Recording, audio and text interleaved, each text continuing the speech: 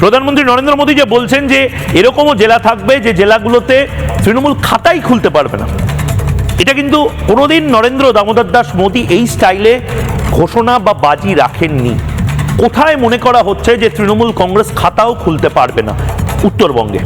উত্তরবঙ্গের যে জেলাগুলো রয়েছে, এবার কেন যেন মনে হচ্ছে সেখানে তৃণমূল কংগ্রেস লড়াই করবে অস্তিত্ব বাঁচিয়ে রাখার। যদি উত্তরবঙ্গে নিজের পার্টি অফিসটা বাঁচিয়ে রাখার মতন একটা জায়গা তৈরি করতে হয়, তৃণমূল কংগ্রেসকে এবার ঝাঁপিয়ে পড়তে হবে, এবং সেটাই তৃণমূল কংগ্রেস এবার পড়ছে।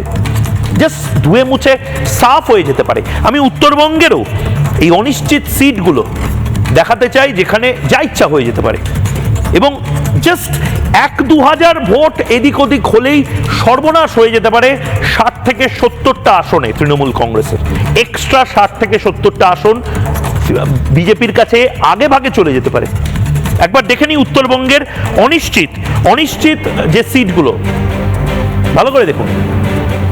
দিনহাটা 700-800 ভোটে আগেরবার জিতেছিল। সিতাই, মাথা ভাঙা, অনেকে বলছেন যে কোচবিহারে খাতাই খুলতে পারবে না তৃণমূল কংগ্রেস এবার। কোচবিহার উত্তর, মেখলিগঞ্জ,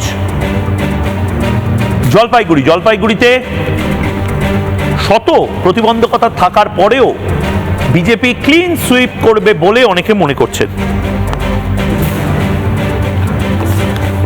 এবং ডাবগ্রাম, ফুলবাড়ি, সেখানেও যা ইচ্ছা তাই হয়ে যেতে পারে, কেউ বলতে পারছে না কি হবে।